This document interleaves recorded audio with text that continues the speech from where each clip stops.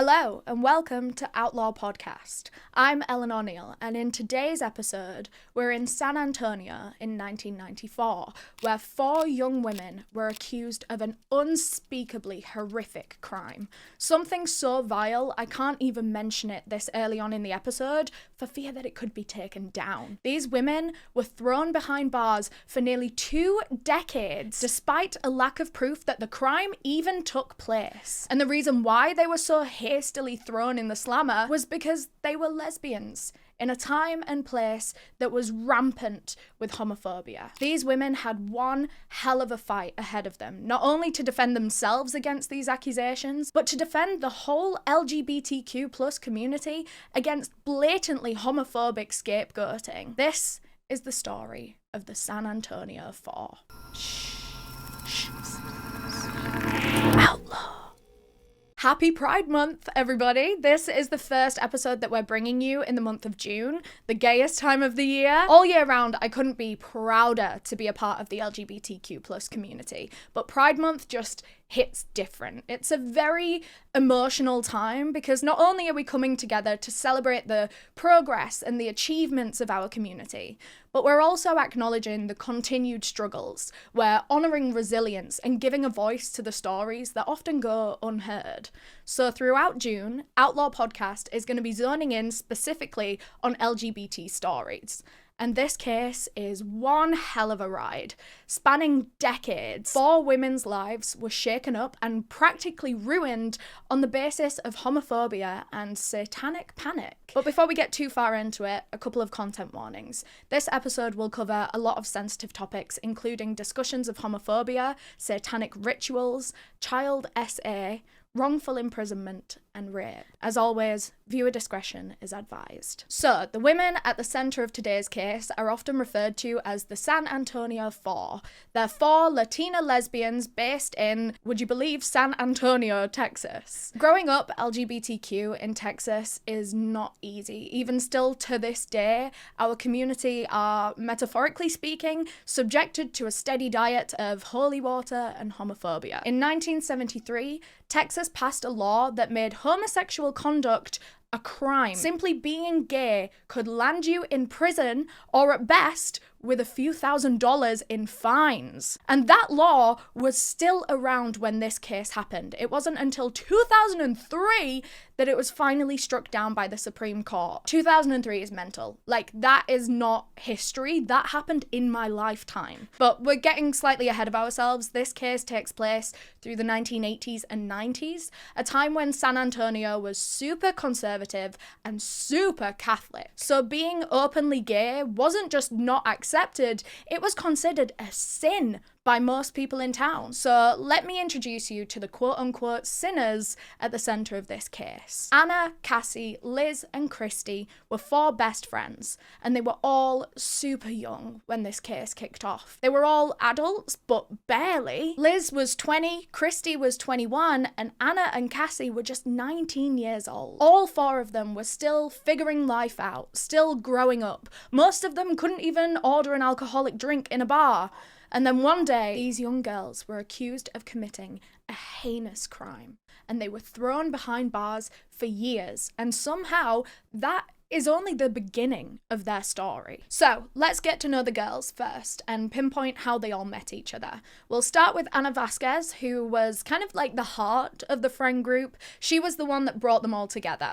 And actually, before I do start introducing a bunch of different names, I have to warn you, there are so many different people and different names flying around in this case. So bear with me. I am going to try and make it as simple as possible so that you don't get lost. In fact, if you have the option, I would probably recommend watching the video version of this episode, since we'll be using a bunch of visuals that should help you to keep track of who's who. Anyways, Anna was the heart of the friend group. She grew up in San Antonio, and she came out as a lesbian when she was around 18 years old. She worked at Little Caesars Pizza Place, saving up money to go to college, when one day, in 1991, her life changed completely.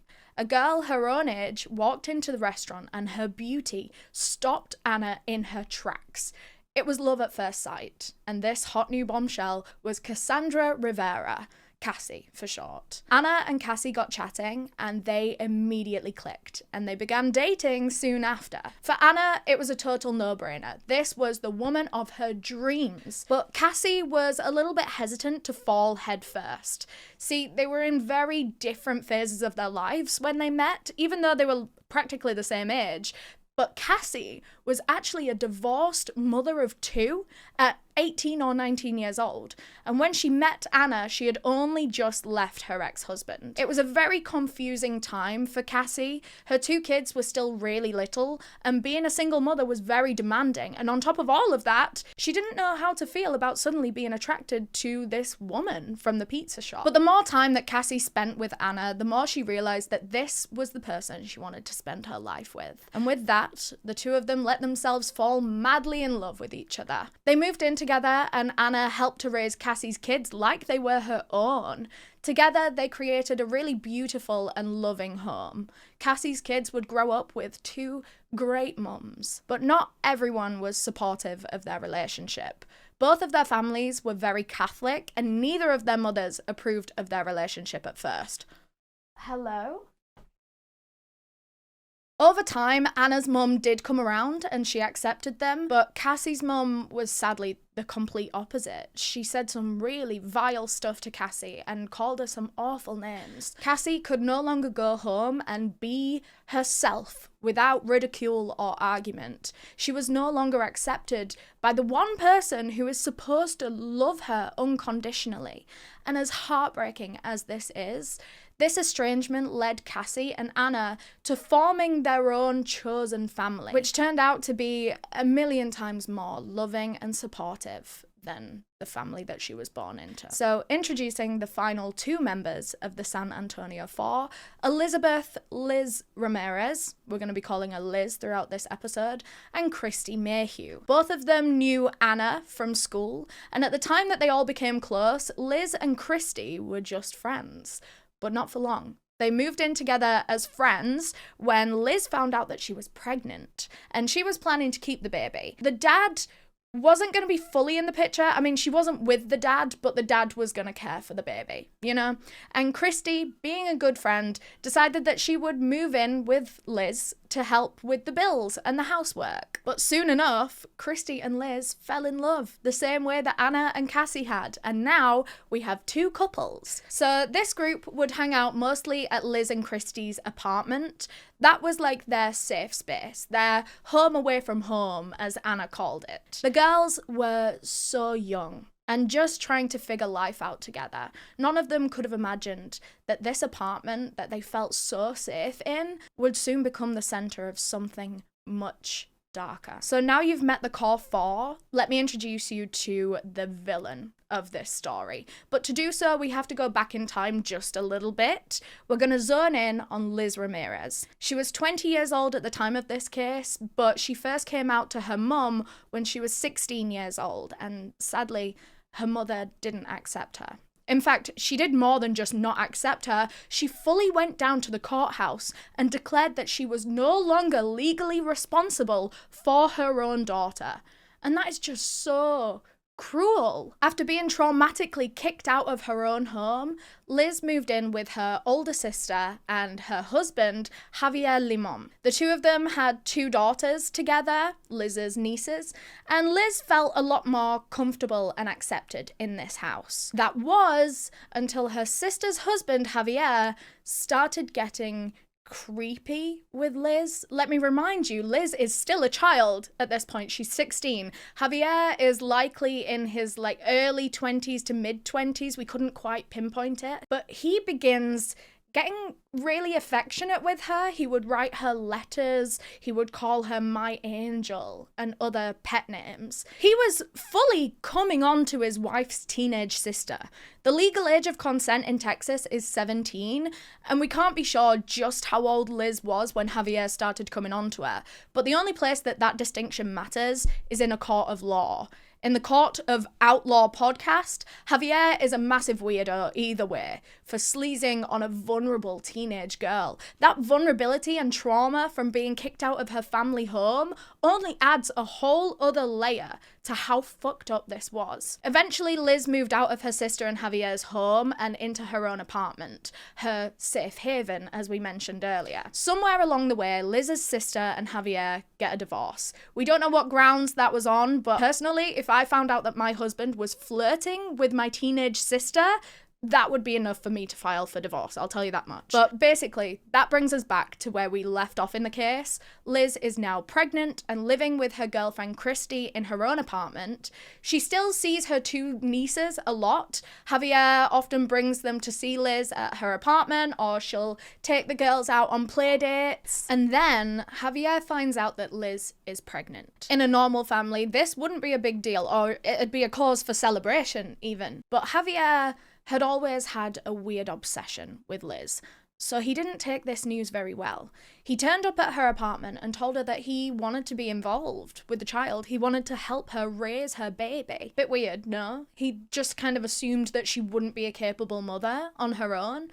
Liz politely declined the offer, but Javier almost won't take no for an answer. He insists that she needs help from a man. The child needs a constant father figure. Liz said to him that the baby will have a father figure. Again, I don't know too many details about the baby daddy, but I do get the impression that even though Liz was in a relationship with Christy now, the father of the baby still wanted to be involved. But again, Javier will not take no for an answer. He insists that he needs to be involved, and even suggests that he and Liz should get married. They should live together. He should father this child. He sounds like a raging weirdo. She assured him that she really didn't need his help. She had the baby's father, and she had Christy, who was going to help her through motherhood. And that's what really tipped Javier over the edge. He always knew that Liz wasn't really into men, but this was confirmation that she was dating Christy, and this really did a number on him. His ego couldn't take it. This wasn't just rejection, it felt like humiliation. And Javier didn't handle humiliation well. So instead of moving on like a normal person would, he found another way into Liz's life through manipulation and revenge. And from here out, it's lies on lies on lies. It all started in the summer of 1994. Liz was about 4 months pregnant when a detective showed up at her house and told her that she needed to come down to the station. Liz thought someone must have died, because why else would a detective be at her door asking her to come to the station? This was so unexpected. When they got down there, the detective told her that her two beloved nieces, aged just 7 and 9 years old, had accused Liz and her friends of sexually abusing them. They had apparently gone home after a week-long stay at Liz's house and told their grandmother that the women, Liz, Christy, Anna, and Cassie, had pinned them down and sexually assaulted them on 2 occasions. Well, hearing this, Liz was in complete and utter shock. This was the last thing she expected to come out of the detective's mouth. She felt sick at such an accusation and immediately denied everything. She loved her nieces. She would never dream of abusing them. An interrogation begins, and you'd think that the detectives would be drilling her about this horrific thing that she had just been accused of. But no, practically all the questions were about her sexuality, as if that was the crime at hand. They were asking her, had she ever been in a lesbian relationship? Had she ever left her nieces alone with her friends? Were her friends lesbian too, that she had left her nieces alone with? Liz said yes to all of these questions because that was the truth. She thought she was just helping to clear up what looked like a massive misunderstanding. But the second that she admitted that she and all of her friends were lesbians, it was like the detectives decided that that was all the evidence that they needed. But this wasn't your usual homophobia. The detectives' prejudice came from some top-tier conspiracy theory bullshit during one of the biggest moral freakouts in American history. This was the era of the Satanic Panic. It happened during the 80s and the 90s, mainly in North America, and people were losing their damn minds. It's so crazy to look back on, like, so many people that you would have trusted to be level-headed intellectuals fed into this conspiracy panic. People genuinely believed that there was an international satanic cult that had infiltrated daycares and preschools all across the country and were committing mass satanic ritual abuse on the kids. Believers of Satanic Panic thought that the mission was to sexually abuse children in order to destroy their minds. And then later, when those children grew up, the belief was that someone would literally snap their fingers and suddenly all of these kids that had been abused would join the cult and the cycle would continue. They would then go on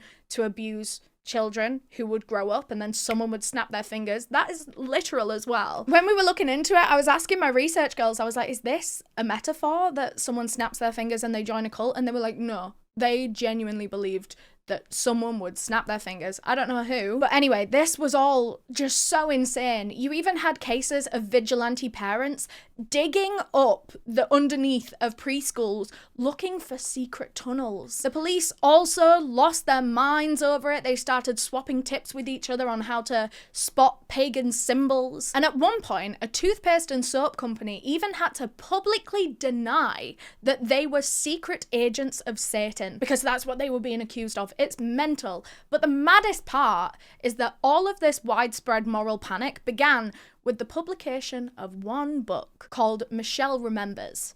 It was written by a Canadian psychologist and his former patient about her memories of child abuse at the hands of Satanists. This book came out when there was already a lot of fear bubbling under the surface, and it gave people a villain to blame for all of it, and that was Satanists, or at least people that they could accuse of being Satanists. This was also around the time that women were joining the workforce. The economy was also very rough and old school family values were being quote unquote threatened by women gaining independence.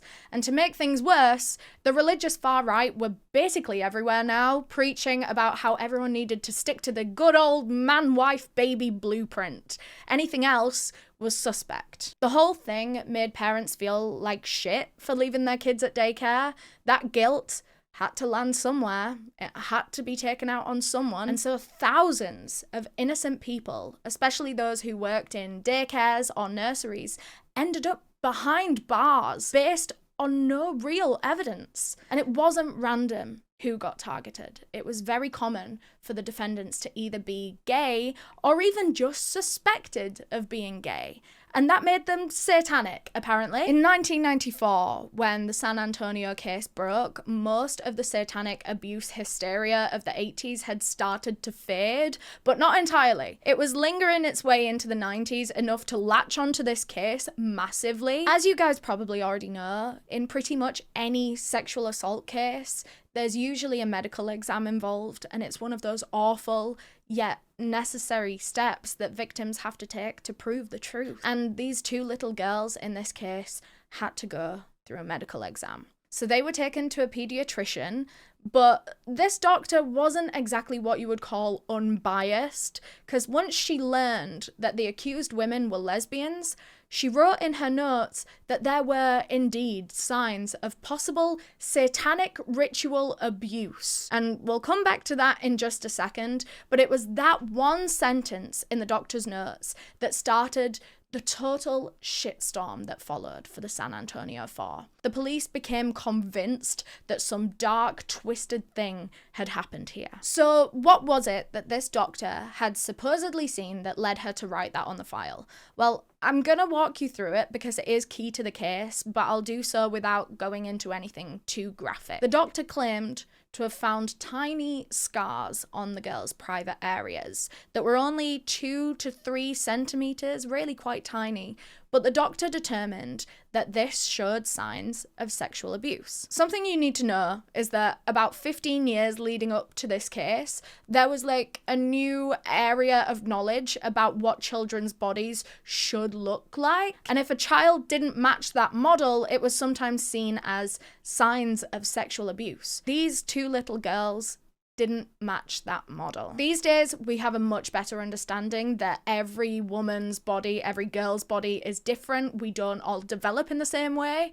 But back then, if a woman or a girl didn't look exactly like the diagrams, then something must be wrong. And in this case, it was determined that the girls must be a victim of sexual abuse. But evidence like that can be really powerful in front of a jury because it's physical evidence. It's the CSI effect. Jurors will be more likely to believe a side if they have more physical forensic evidence, because that kind of evidence is seen as infallible, even though that is not the case. So between that and the two young girls' testimonies, which we're going to get into next, it was starting to look like something really perverse had actually taken place, even though the science behind it was shaky at best. The girls were just 7 and 9 years old back then. The younger one was called Stephanie and her older sister was called Vanessa.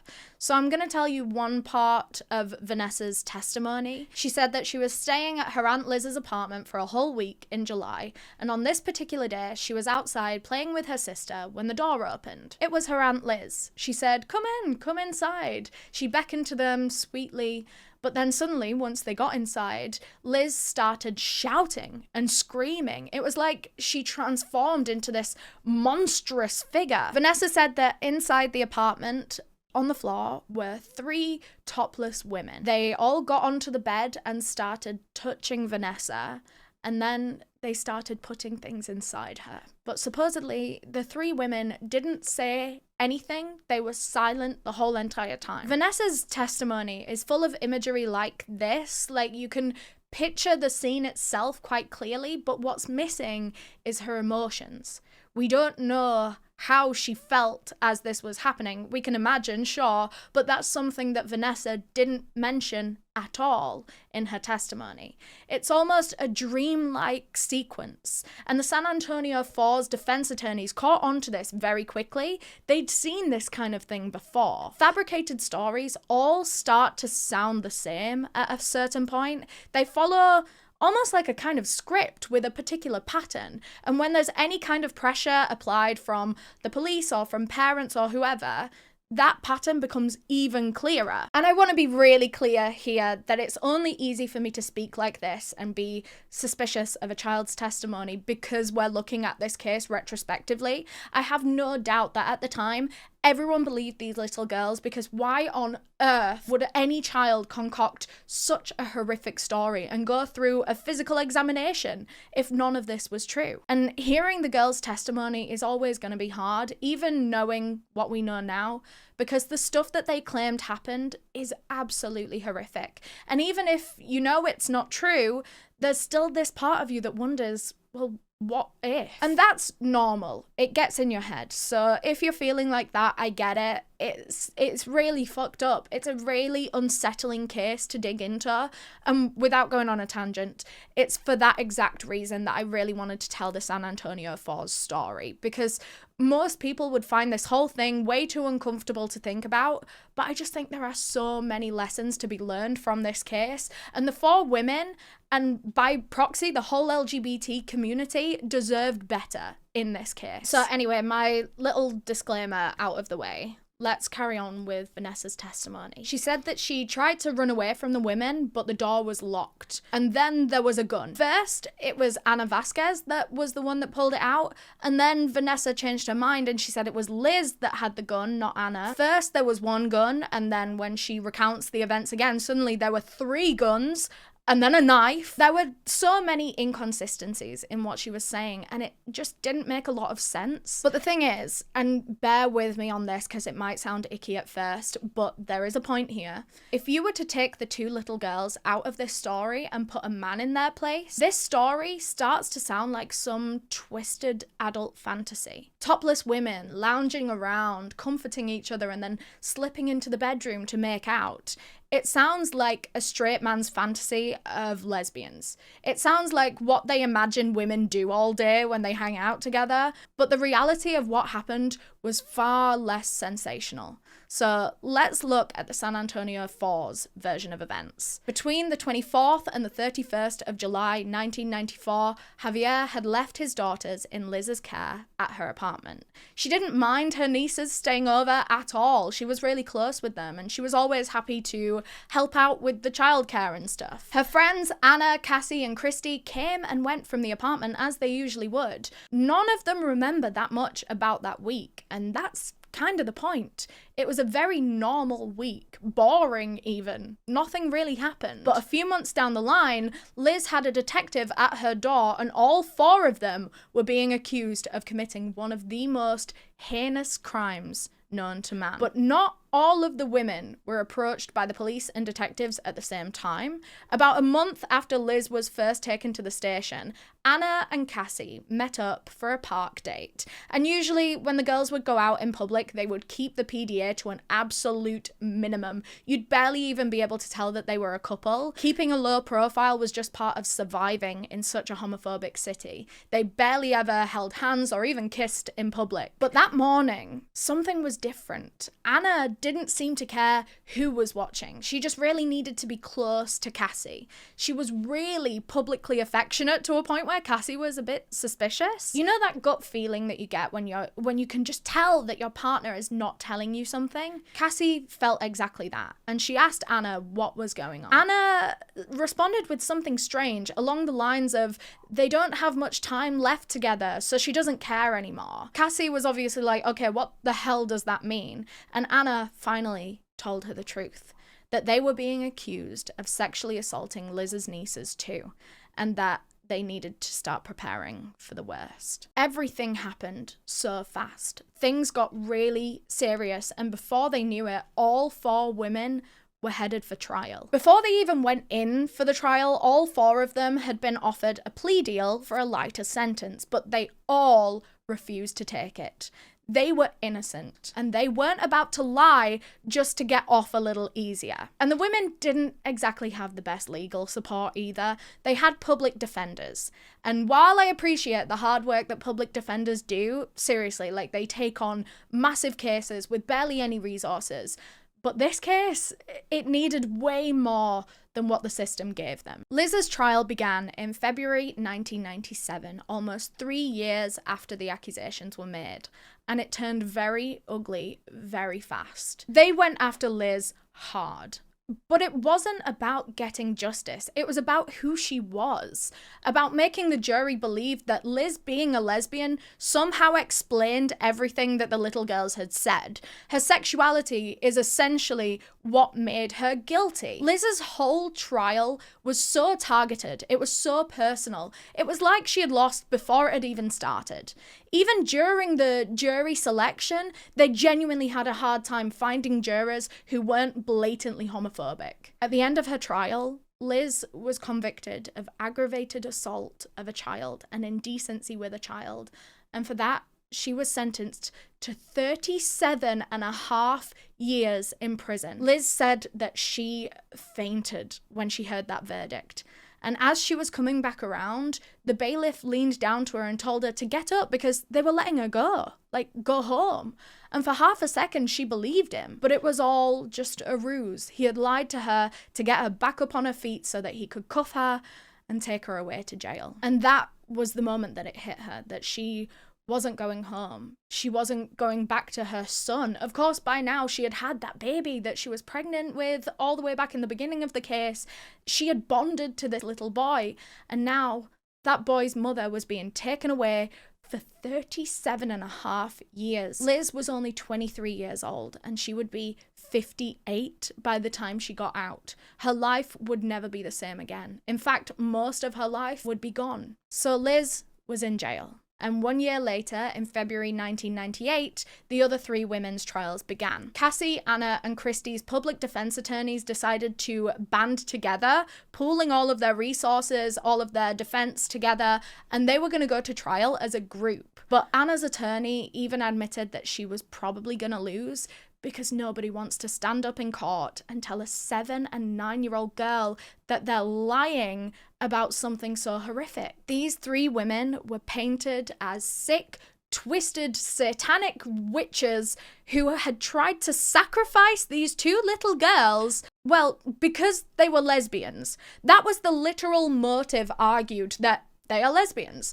According to people in that courtroom, this is just what gay people do. What do you even mean? Just when you think it can't get any more insane or blatantly homophobic, they say that this is just what gay people do? Man, I just could not believe my eyes reading these kind of quotes. And if you're wondering, like I was, how did the jury manage to overlook so many contradictions in the girls' testimonies? How did they not question why the stories kept changing and why there was one gun and then 3 guns and then a knife?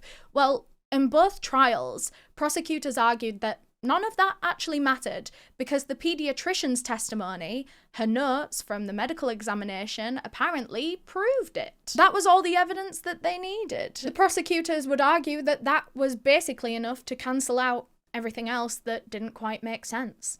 And again, I can't fucking believe my ears. You can't just tell a jury to ignore evidence that seems inconsistent or flaky just because there's supposedly stronger evidence in your arsenal, aside from the fact that the doctor's testimony will soon be proven to be just as weak as the rest of it. On the 14th of February 1998, Cassie, Anna, and Christy were all convicted of aggravated sexual assault of a child and indecency with a child. They were each sentenced to 15 years in prison. This was never gonna be a fair trial. People would rather believe satanic gay cults were committing mass abuse across America rather than just accept that queer people existed and were not out to hurt anyone. And because of that twisted kind of prejudice, it cost 4 innocent women their freedom. Liz took the verdict really hard. She blamed herself for the other 3 ending up in prison too. She carried a lot of guilt, but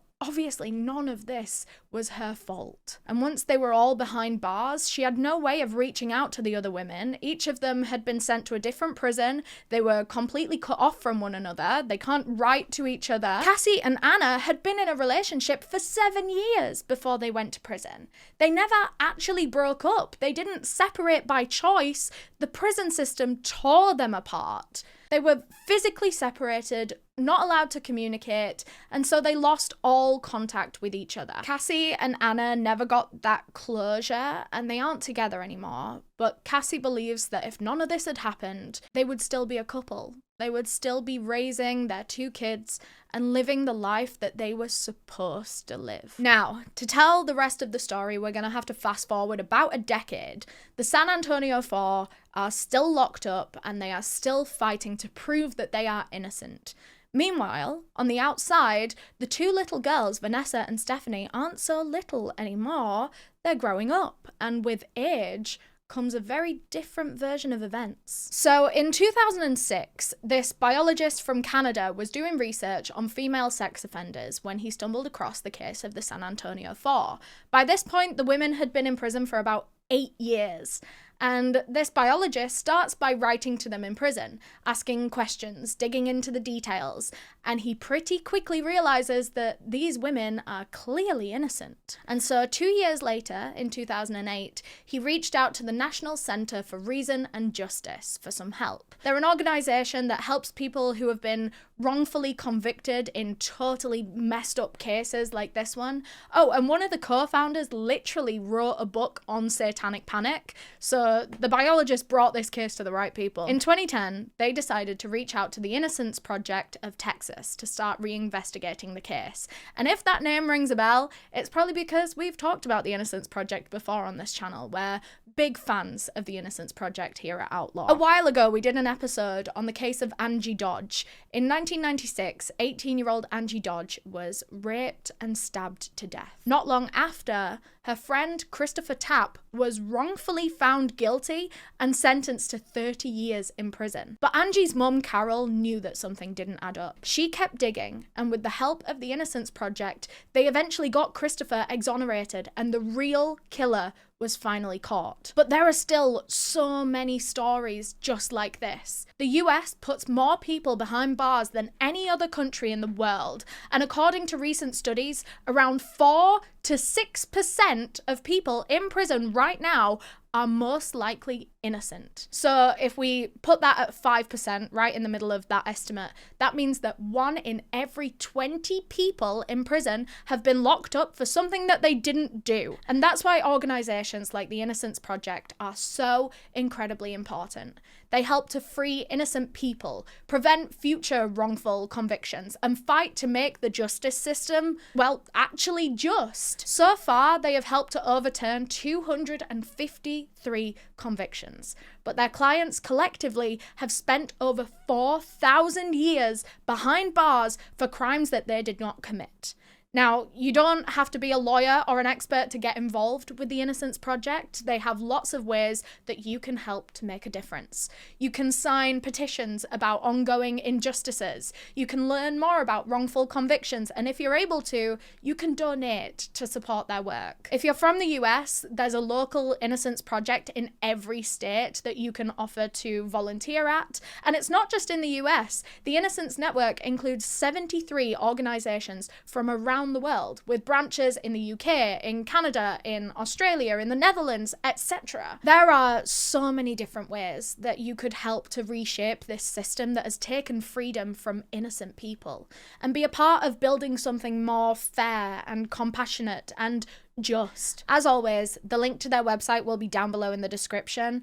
Please do look into the Innocence Project. Like I said, we're big fans over here at Outlaw. They do some amazing work. So, the Innocence Project of Texas started reinvestigating the case of the San Antonio Four, but they had to start from square one. And that meant going back to where it all started, with Vanessa and Stephanie's testimonies. It was the 4th of August, 2012, when Stephanie, the younger of the two girls, who was now 25 years old, made a decision that would change everything. She agreed to meet up with the Innocence Project, and after 18 years, she was ready to make things right. Stephanie recanted her trial testimony, which basically means that she admitted that what she said back then wasn't true.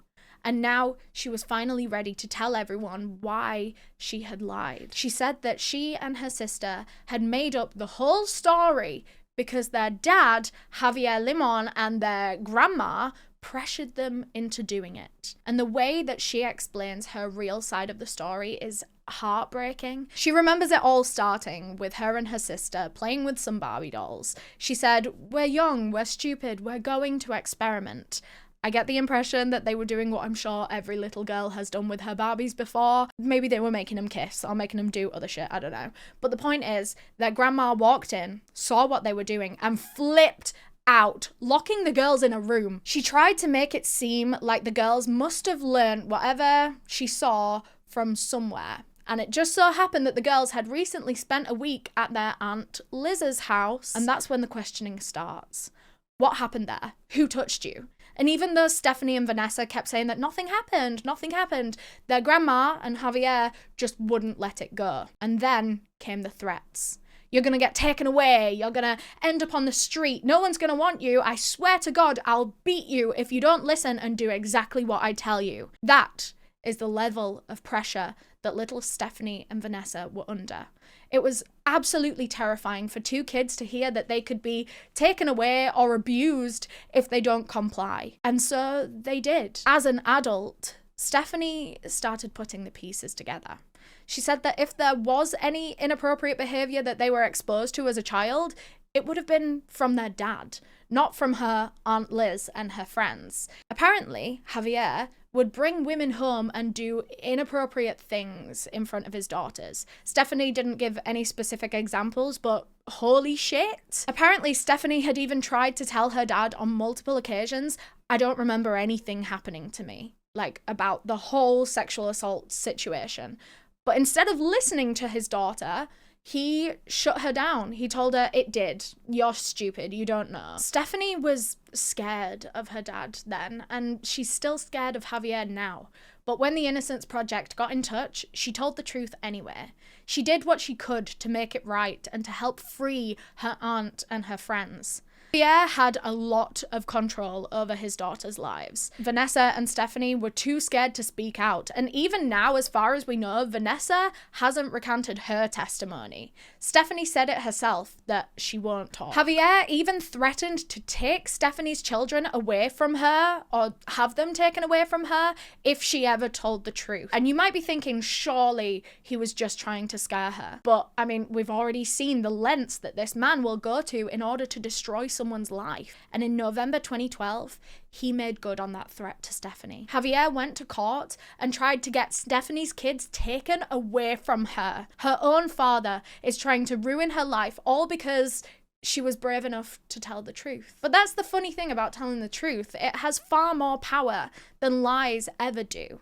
The truth might have scared her, but the lies are what kept her chained to her father. The lies were always his, and by telling the truth, Stephanie could finally free herself too. Stephanie won the custody case and she kept her children. I really actually don't even know what Javier was trying to accuse her of. I think he'd just taken her to court just to try and make up that she was an unfit mother. Of course, the courts did not agree. And just like that, Javier Limon lost. He failed to silence her. In 2012, 3 of the San Antonio 4 are starting to get released from prison. But even though it coincides with the Innocence Project getting involved, they weren't being released because the court agreed that they were innocent yet. Ana Vasquez was released on parole first. She'd already served 14 years in prison, which was most of her sentence. And so now she was being let out a little bit early for good behaviour. The other 2, Christy and Cassie, we're going to leave Liz out of this for a while because of course she had a much larger sentence. But Christy and Cassie weren't granted parole for some reason, and honestly we're not entirely sure why, because their sentences were the exact same as Anna's. But they had to wait until their case was reopened by a judge, and only then could they be released on bail. Now, if you don't know the distinction between parole and bail, don't worry, I didn't either before this case. I'm actually a bit embarrassed to say that I've always been using those words interchangeably, but they are different. Anna was out on parole, where the other girls were waiting for bail. So what does that mean? Parole basically means that you're getting out early, usually for good behaviour, but you are technically still serving your sentence, you're just doing it outside of prison. There are rules that someone on parole would have to follow, like check-ins and such, and if you mess up, then you'll be sent straight back to prison. Bail, or bond, means that you've been released while you're waiting on a trial or a legal decision to be made. It doesn't mean that you've been found innocent yet. It just means that a judge thinks that you don't need to stay locked up while the courts figure out whether or not you're guilty. So I hope that makes sense. Cassie and Christy were hoping to get out on bail soon, and they wouldn't have to wait very long because luckily Stephanie had admitted to her false testimony, and that would change everything. Over the next year, while Anna is free and the other girls weren't, she was doing everything in her power to help to free them. And what's crazy is that it had been 14 years since they'd last seen or spoken to each other. And that's one thing that I do love about this story, is the bond that these women had prevailed despite it all. Anna knew that they were in this together and she was not about to leave her girls behind. She was campaigning, telling their story, getting the media involved, and it was all paying off. The Innocence Project of Texas managed to get a hold of the original photos from Stephanie and Vanessa's medical examination in 1994, and they handed them over to an independent expert who reviewed everything and found that there were no signs of sexual trauma. There was nothing that they could identify as scarring, like the original doctor had said. And when these new findings were released, the original pediatrician who had performed those exams actually recanted her testimony as well. She admitted that she was wrong, that her interpretation of a so-called scar was nothing but a normal anatomical variation.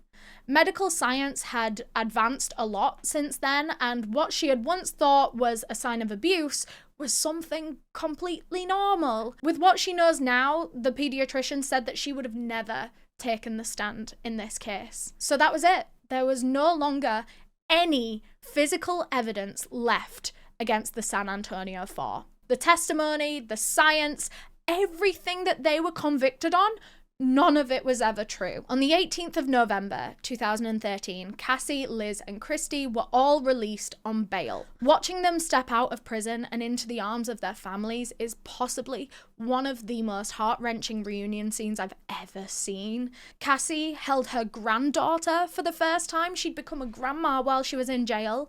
Liz hadn't seen her son since he was 5 years old. He was now a teenager. That's how much time had been stolen from all of these women and their families. But they still had a long way to go to be legally declared innocent. In April 2015, their exoneration hearing began, and this is basically their chance to prove in court that their conviction was wrong, to show that they were innocent. But if they lost, there was a real chance that they could actually be sent back to prison to finish the rest of their sentences. And for Liz, that would mean another 21 and a half years in prison. So clearing their names wasn't just about closure, it was still about freedom. Life on the outside hadn't been easy either. Remember, these women had been locked up for most of their adult lives. It'd feel like being frozen in time. The world around them would have changed so much since the last time they lived in it. Like texting, for example, that was a whole new thing for them to try and get their heads around. When they were locked up in the 90s, texting was hardly a thing, and now everyone's on Instagram and Snapchat, and there's emojis, there's little fucking pictures in the text now. It sounds silly, but I can imagine it'd be really jarring to try to adapt to this new way of communicating and living that everyone else around you is so natural with. They'd been through something that no one else could understand, no one else could relate to. They checked in on each other every single day, and romance even blossomed once again. Christy and Liz ended up together again. They tried to ignore their feelings at first, but eventually they found their way back together. It's adorable, but I do have to say, unfortunately, they didn't end up together forever. That would have been a little too perfect, wouldn't it? But yeah, I think it's nice that they had that reunion anyway. But the real challenge was trying to rebuild their whole lives after everything that they'd lost. Even after they were released, they were still on the sex offender registry. That meant that they couldn't be around kids. It made finding a job nearly impossible. So they had everything riding on this hearing going well. But there's another plot twist. Of course there was. I swear, luck has never been on their side. In a cruel twist of fate, their exoneration decision rested in the hands of the exact same judge who convicted Cassie, Anna, and Christy back in 1998. How is that even allowed? His name was Judge Pat Priest, and let me tell you, the name is where the holiness ends, because Judge Priest wasn't exactly known for his forgiveness.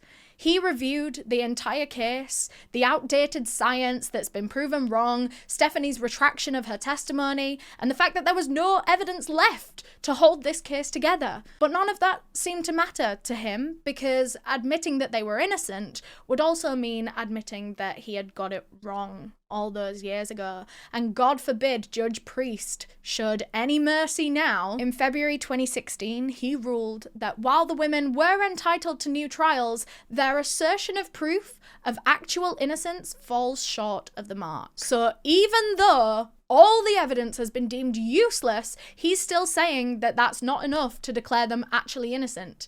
In the eyes of the law, the San Antonio Four were still guilty. But they weren't about to give up now. They had come way too far to give up now. On the 23rd of November 2016, they took their case to the Texas Court of Criminal Appeals. And this time, 9 different judges would review the evidence. Thank you. And then, in a very long overdue decision, the court finally ruled in their favour. Cassie, Anna, Liz, and Christy were officially declared actually innocent. It was the validation that they had waited for over 2 decades. After years of prison, separation, and public shame, they were finally and fully cleared of all charges. The fight was over. The San Antonio Four had proved what they knew all along, and that's that they were innocent. Although they were once put on trial because of their sexuality, the San Antonio Four are now celebrated as lesbian icons of justice. They were once feared and judged and locked away for who they are, but now They're martyrs of a broken system. They turned all of that pain into power, and now they're symbols of strength in the face of systemic hate. Anna is now the Outreach and Education Director at the Innocence Project of Texas. She has continued to fight for others who have been wrongfully convicted, and she uses her own story, her own experiences to create change. And she's not the only one. Cassie, Liz, and Christy have also been using their voices too. In 2023, the four of them came together to advocate for James Henry Reyes, who has spent 40 years behind bars or on parole for a murder that he didn't commit. James is an Apache Native American from the Hickory Reservation in northern New Mexico, and he's also a gay man. He was convicted after giving a false confession that I'm assuming was pulled out of him, and for what the jury called his characteristics, which we all know is code for him being gay and Native American. The San Antonio Four saw themselves in James's case, and they really wanted to help.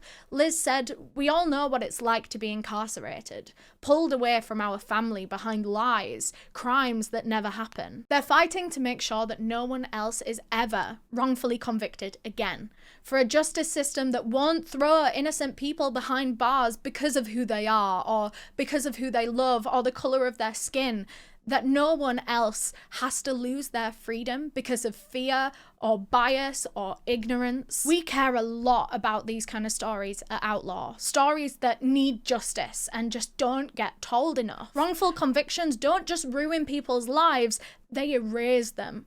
So that's why we need to tell their stories. And if you guys have any other examples of cases like this that you would want us to cover, please do let us know in the comments, and hopefully we can cover those too.